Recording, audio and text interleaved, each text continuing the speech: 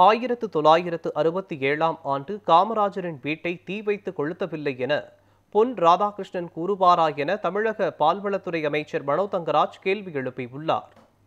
கன்னியாகுமரியில் செய்தியாளர்களை சந்தித்த அவர், நயினார் நாகேந்திரனுக்கோ பாஜகவோ திமுக குறித்தும் அதன் கூட்டணி கட்சிகள் குறித்தும் பேச தகுதி கிடையாது என்றும், வாக்கு திருட்டு மூலம் ஒரு கட்சி ஆட்சியில் அமர்ந்து கொண்டு மற்றவர்களை குற்றம் கூறுவது வெட்கக்கேடானது என்றும் அவர் குற்றம் சாட்டினார். மேலும் அதிமுக பாஜக கூட்டணி தமிழகத்தில் திக்குமுக்காடி கொண்டிருப்பதை மக்கள் பார்த்து கொண்டிருக்கிறார்கள் என்றும் அவர் தெரிவித்தார். நயினார் அண்ணனோ பிஜேபியோ இதை பற்றி பேசவே கூடாது. இன்றைக்கு நாடு சிரிக்குது. ஏன்னா ஓட்டு திருட்டின் மூலமாக ஒரு கட்சி ஆட்சியில் அமர்ந்து கொண்டு மற்றவர்களை குற்றம் சொல்வது என்று சொன்னால் இது வெட்கக்கேடு. இன்றைக்கு அதிமுகவும் அதோடு இருக்கக்கூடிய பாஜகவும் அவர்களை சார்ந்த கூட்டணியும் எப்படி தமிழ்நாட்டில் திக்குமுக்காடி கொண்டிருக்கிறது. ஒன்றுன்னா கோட்டையை விட்டு வெளியே வந்துட்டு இருக்குது. எங்கே போய் முடியும்னு யாருக்குமே தெரியாது.